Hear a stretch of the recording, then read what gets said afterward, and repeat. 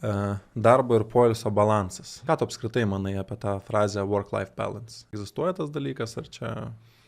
Egzistuoja, žinoma. Niekas nepasakė, kad koks tas balansas turi būti ir kurioj vietoje jisai turi būti. Tai balansas, man atrodo, yra ne čia. Balansas yra tada, kai tavo darbas nekelia streso.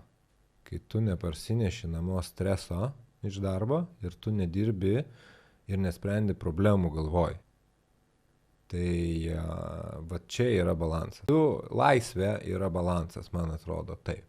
Nes tu turi turėti galimybę to nedaryti, bet jeigu tu turi noro tą daryti, tai kodėlgi ne? Tiesiog tai neturėtų būti tau stresas, jeigu tu to nepadarysi. Tu visiškai turėtum turėti ramiai eiti miegoti, žinodamas, kad ne šiandien, tai rytoj. Čia yra balansas, aš manau.